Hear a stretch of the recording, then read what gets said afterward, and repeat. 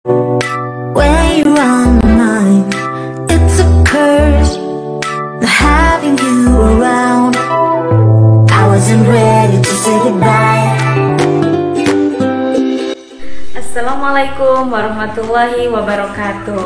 Hai anak-anak, apa kabarnya hari ini? Alhamdulillah sehat.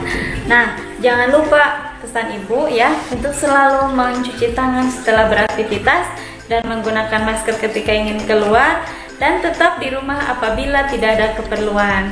Nah anak-anak, sebelum kita melanjutkan pembelajaran, marilah kita berdoa terlebih dahulu kepada Allah Subhanahu wa Ta'ala agar Allah memberikan kemudahan dan kelancaran dalam segala urusan kita. Berdoa dimulai.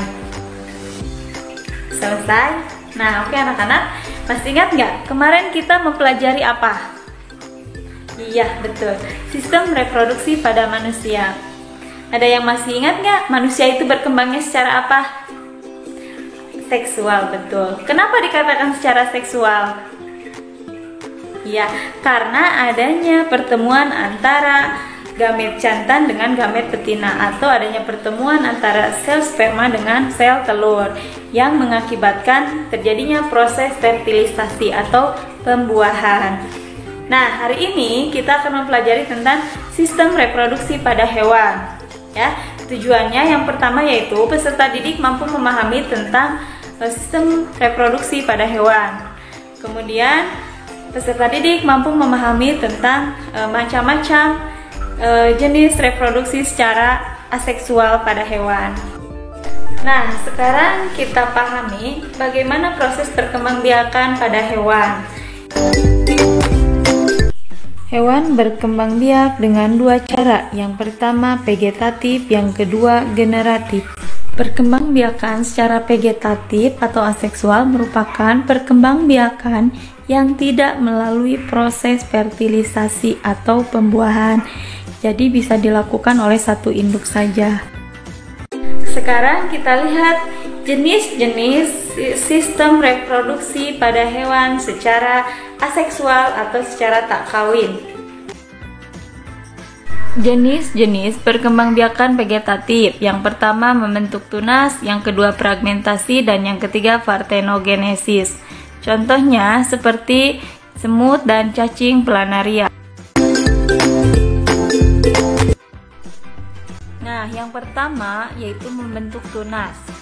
Contohnya Pilum porifera. Pilum porifera ini sejenis spons atau bunga karang. Kemudian yang kedua yaitu Pilum coleanterata. Contohnya hewan Hydra sp dan ubur-ubur atau sejenis Obelia sp. Nah, kita perhatikan contohnya. Oke, sekarang kita perhatikan contohnya pada hewan Hydra sp. Hydra ini membentuk tunas baru. Dia tetap bersama induknya hingga cukup dewasa.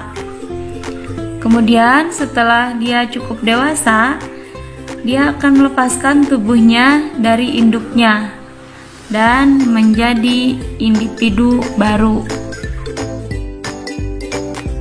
Yang kedua yaitu fragmentasi. Fragmentasi ada dua tahapan. Yang pertama pemotongan atau pematahan. Jadi misalkan tubuh induk dipotong menjadi dua. Yang kedua yaitu proses regenerasi, melengkapi bagian tubuh yang tidak ada. Contohnya pada cacing planaria, ketika cacing planaria dibagi dua, misalkan bagian atas akan membentuk bagian yang bawah akan membentuk bagian yang atasnya. Nah, kita perhatikan contohnya. Cacing planaria yang berkembang biak secara fragmentasi. Yang pertama kita belah atau kita potong cacing planaria ini. Nah, kemudian dia akan membentuk individu baru. Setelah kita potong, dia akan melakukan regenerasi atau melengkapi bagian tubuhnya yang tidak ada. Ketiga, partenogenesis, yaitu jenis reproduksi aseksual di mana individu betina memproduksi sel telur tanpa melalui proses fertilisasi. Contohnya semut, lebah, dan kutu air. Alhamdulillahirrabbilalamin, pembelajaran hari ini telah selesai. Semoga apa yang Ibu sampaikan dapat dipahami dengan baik Dan ibu mohon maaf jika ada kesalahan datangnya dari ibu, kebenaran hanya milik Allah Subhanahu wa taala. Wallahu a'lam bishawab. Terima kasih. Mari kita tutup pembelajaran hari ini dengan membaca kifaratul majlis. Bismillahirrahmanirrahim. Subhanakallahumma wa bihamdika asyhadu an la ilaha illa anta astaghfiruka wa atubu ilaik. Wabillahi taufiq wal hidayah. Wassalamualaikum warahmatullahi wabarakatuh.